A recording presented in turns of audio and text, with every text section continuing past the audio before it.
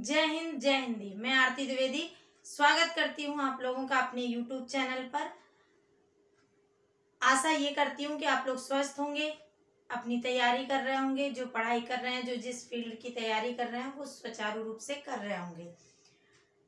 हमारी सामान्य हिंदी की सीरीज चल रही है। जो विद्यार्थी PHC देने वाले हैं, पटना हाई कोर्ट का या कोई अन्य एग्जाम देने वाले हैं जिसमें हिंदी सामान्य हिंदी पूछा जाता है, तो उनके लिए चल रही है। 7-8 लेक्चर हो चुके हैं। आप वहां से प्लेलिस्ट बना हुआ है, आप देख सकते हैं। सामान्य हिंदी को डिस्क्रिप्टिव पढ़ाया गया है, प्री कम मेंस, क्योंकि कुछ एग्जाम जैसे PHC है या फिर यूपी का RO है या BEO है, इनमें डिस्क्रिप्टिव भी मेंस में पूछा जाता है।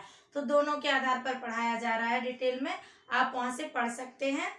और अभी हम बात करने वाले हैं, नोटिफिकेशन आया है झारखंड PCS का, झारखंड PGT का। झारखंड PGT का नोटिफिकेशन आया हुआ है। आज हम इसी पे बात करने वाले हैं। जिन लोगों ने B.Ed किया हुआ है, जो लोग इसके लिए एलिजिबल हैं, वो ये फॉर्म भर सकते हैं और अपनी तैयारी कर सकते हैं। इसके स्लैब पैटर्न पर बात करें तो इसमें 2 पेपर होगा, 2 पेपर्स, 2 पेपर होंगे। एक होगा सामान्य हिंदी, सामान्य अध्ययन प्लस सामान्य हिंदी,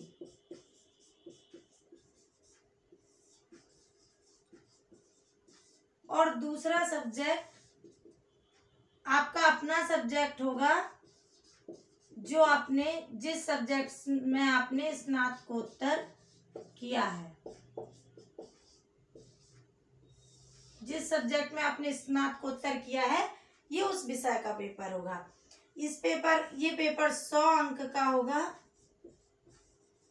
100 अंक, 100 प्रश्न, यानी कि एक प्रश्न 1 अंक का होगा। ये 300 नंबर का होगा, 300 अंक और 150 प्रश्न, क्योंकि यहाँ जो होगा वो एक प्रश्न 2 अंकों का होगा। दोनों पेपर का समय 3 घंटे होगा, इसका भी समय 3 घंटे होगा। CBT होगा, यानी कि कंप्यूटर बेस्ड होगा, ऑनलाइन एग्जाम होगा। ठीक है, इतनी जानकारी आपको समझ में आई होगी कि आपका जो एग्जाम होना है PGT का, झारखंड PGT का, वो कंप्यूटर से होगा, यानी कि ऑनलाइन होगा। 2 पेपर होंगे। एक ये कॉमन पेपर होगा, पहला पेपर जो कॉमन होगा वो सबका होगा। ये 100 नंबर का होगा, 100 ही प्रश्न होंगे, एक प्रश्न 1 नंबर का होगा। इसमें सामान्य अध्ययन और सामान्य हिंदी पूछा जाएगा सभी से। जो सेकंड पेपर है वो आपका वो होगा जिसमें आपने PG कर रखा है, स्नातकोत्तर कर रखा है, ये वो पेपर होगा। और ये 300 नंबर का होगा, पर इसमें 150 प्रश्न होंगे, क्योंकि एक प्रश्न 2 अंकों का होगा। नकारात्मक नेगेटिव मार्किंग नहीं है।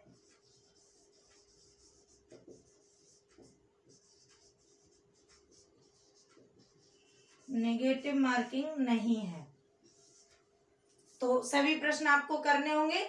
चूंकि हम हिंदी पढ़ाते हैं, तो जिन अभ्यर्थियों का हिंदी सब्जेक्ट है, हिंदी साहित्य, उन्हें हम YouTube के माध्यम से क्लास देंगे। जिन विद्यार्थियों को इंटरेस्ट हो, जो विद्यार्थी पढ़ना चाहें, वो हमारे पहले भी क्लासेस पढ़े हैं, BPSC के लिए हमने पढ़ाया है हिंदी का। अगर वहां से आप डेमो की तरह देख सकते हैं। और ये YouTube के क्लास है, आपका मन करे तो आप पढ़िएगा। अगर आपको अच्छा लगे, आपको लाभ दे, तो आप इसको पढ़िएगा, वरना टाइम वेस्ट मत कीजिएगा, अपने तरीके से पढ़ लीजिएगा जैसे आप तैयारी करते हो। हिंदी साहित्य का जो सिलेबस है वो लगभग वही है जो IAS का सिलेबस है। IAS का जो हिंदी साहित्य का सिलेबस है, वही सिलेबस इसका भी है। कुछ बुक में थोड़ा बहुत अंतर हो सकता है, एक आध बुक में, वो हम आपको यहाँ दिखा देंगे, लेकिन ये लगभग सिलेबस वही है। बस यहाँ पे ऑब्जेक्टिव प्रश्न आएंगे।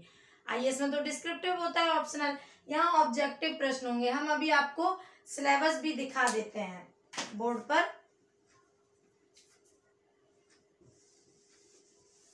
कि ये आपका सिलेबस है, मैंने शॉर्ट में लिखा है, बाकी आपको नोटिफिकेशन में सिलेबस मिल जाएगा। मैंने यहाँ बस समझाने के लिए लिखा है हिंदी भाषा एवं साहित्य, जिसमें खंड का है हिंदी भाषा का साहित्य।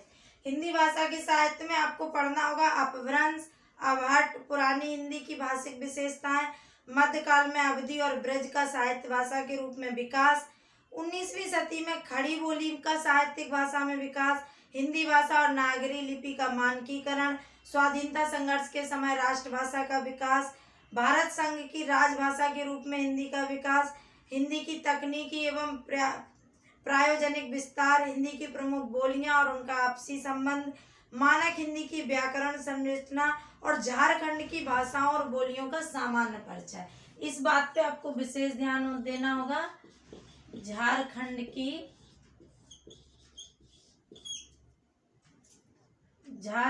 की भाषाओं और बोलियों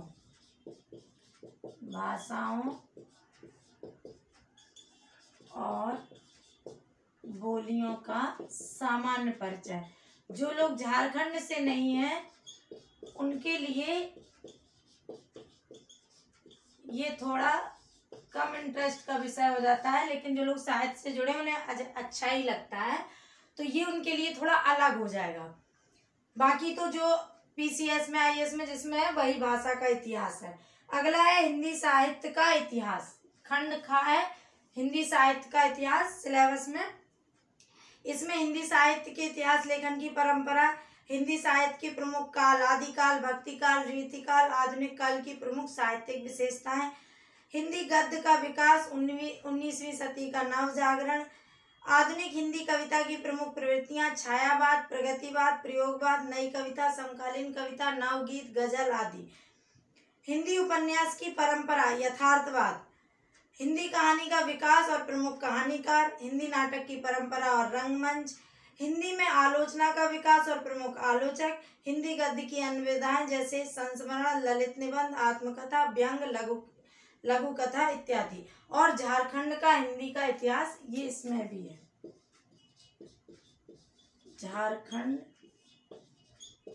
के हिंदी साहित्य का इतिहास, ये भी झारखंड के परिप्रेक्ष्य में पढ़ना होगा। खंड गा में पद्य कृतियां हैं, कबीर है, कबीर ग्रंथावली जो श्याम सुंदर दास ने संपादित की है, इसके प्रथम 100 पद हैं जो आईएएस के सिलेबस में है, यूपीपीसीएस में भी है। सूरदास है सेकंड, भ्रमर गीत सार है जो आचार्य रामचंद्र शुक्ल द्वारा संपादित है, इसके 200 पद हैं। ठीक है। तुलसीदास की रामचरितमानस की अयोध्या कांड है, रामचरितमानस का अयोध्या कांड, और कवितावली का उत्तरकांड। ठीक है, कवितावली का उत्तरकांड, ये बीपीएससी का सिलेबस में भी है। निराला का राग विराग है जो रामविलास शर्मा द्वारा संपादित है, राग विराग, इसकी 2 कविताएं हैं, राम की शक्ति पूजा और सरोज स्मृति, जो बिहार के सिलेबस में भी है, राम की शक्ति पूजा और सरोज स्मृति। ठीक है। प्रसाद का मतलब जयशंकर प्रसाद से है, जयशंकर प्रसाद की रचना कामायनी है। क्या है? कामायनी। इसके आपको 4 सर्ग पढ़ने हैं। कामायनी के 4 सर्ग, 3 सर्ग, चिंता, श्रद्धा और लज्जा। चिंता, श्रद्धा और लज्जा, चिंता, श्रद्धा और लज्जा सर। सिलेबस तो आपको नोटिफिकेशन में मिल जाएगा, आप लोग फॉर्म भरेंगे तो नोटिफिकेशन तो पढ़ेंगे, वहां से डाउनलोड कर लीजिएगा, नोट कर लीजिएगा। लज्जा, और दिनकर की है आपके पास कुरुक्षेत्र, दिनकर की कुरुक्षेत्र। आप लोग कमेंट्स बॉक्स में बताइएगा। तो ये जितनी भी बुक हैं इन्हें हम यूट्यूब के माध्यम से पढ़ा भी देंगे, अगर आप लोग कमेंट्स में कहेंगे कि मैम पढ़ा दीजिए तो, और नहीं तो आप अपने आप पढ़ सकते हैं तो अपने आप पढ़ लीजिएगा। ये तो आपका पद्य खंड हुआ। गद्य में आपको भारतेंदु हरिश्चंद्र की भारत दुर्दशा है, भारत दुर्दशा, प्रसाद का स्कंदगुप्त है, छोटा सा नाटक है। मोहन राकेश का आषाढ़ का एक दिन है, बहुत शानदार नाटक है, पढ़ोगे आषाढ़ का एक दिन पढ़ोगे तो खत्म करके ही रखोगे। प्रेमचंद यहाँ 2 जगह लिखा है, यानी कि एक जगह इनकी कहानी है, गोदान है प्लस मानसरोवर भाग 1, मानसरोवर भाग 1 इनका कहानी संग्रह है। रेणु जी यानी कि फणीश्वर नाथ रेणु, इनका मैला आंचल है, जो बिहार की पृष्ठभूमि पर लिखा गया है, बहुत आंचलिक उपन्यास है, बहुत शानदार। और इनका चिंतामणि शुक्ल जी का, रामचंद्र शुक्ल चिंतामणि भाग 1 निबंध, जिसमें निबंध लिखे हैं भाग और मनोविकार, श्रद्धा और भक्ति, लोभ और प्रीति, कविता क्या है, काव्य में लोकमंगल की साधना। ये 5 निबंध हैं, 1 2 3 4 5 निबंध हैं जो आपको चिंतामणि से पढ़ने हैं। तो सिलेबस तो आपको मिल ही जाएगा, सिलेबस की इतनी समस्या नहीं है। मैक्सिमम एज इसमें 40 साल है, तो जो लोग अभी 40 साल के नहीं हुए हैं वो फॉर्म भर सकते हैं। आप लोग तैयारी करिएगा, कमेंट्स बॉक्स में हमें लिखकर बताइएगा और लोगों को शेयर कर दीजिएगा। जो लोग जुड़ना चाहें वो जुड़ सकते हैं कि आप लोग ये पढ़ना चाहते हैं, तो हम कल से ही इसको शुरुआत कर देंगे। और चूंकि ऑब्जेक्टिव अन्य एग्जाम भी होते हैं, जैसे बीपीएससी, अभी यूपी में भी टीजीटी पीजीटी होना है, तो सबके काम का है। बाकी आप लोग झारखंड वाले इसको देखिएगा, गला थोड़ा खराब है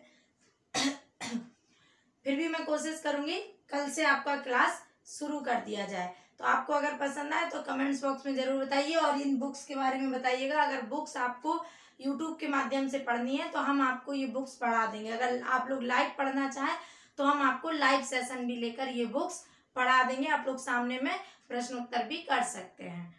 हमारे साथ जुड़े रहने के लिए बहुत बहुत धन्यवाद।